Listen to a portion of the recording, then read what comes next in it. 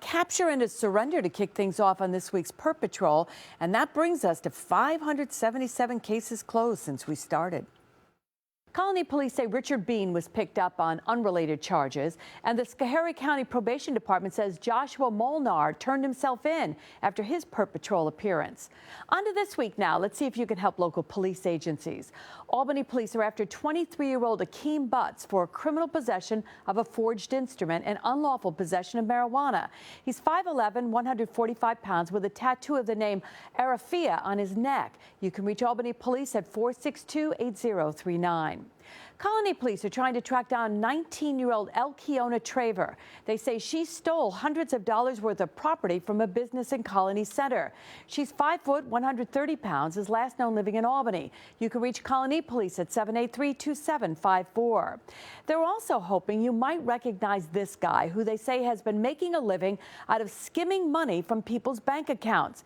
Police say he placed a skimming device at the Loudonville branch of the Bank of America, their ATM, and victimized at least 100 people to the tune so far of $45,000. If you can help with this case, call Colony Police at 783-2754.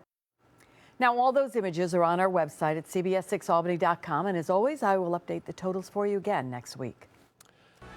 Donald Trump stopped his closest rivals in their tracks today with a high-profile endorsement that surprised pretty much everyone. Former GOP presidential candidate Chris Christie, who once said Trump was not qualified to be president, now says Trump is the only one who can defeat the Democrats. Who is the best person to stop Hillary Clinton from ever getting inside the White House again? This is the best person to do that. Trump says it's too early to say whether he would consider Christie as a possible running mate. Trump, along with Senators Marco Rubio and Ted Cruz, have their sights set on Super Tuesday next week. But the Democratic candidates have to get through tomorrow's South Carolina primary first. Hillary Clinton, according to the polls at least, expected to win easily.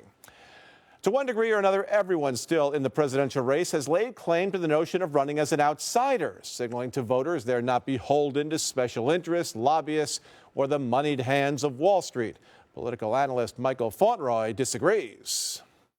I actually don't think any of the candidates on either side can consider themselves to be anything other than insiders. The strict definition of outsider, as to not having ever served in public office, only applied to a handful of America's presidents.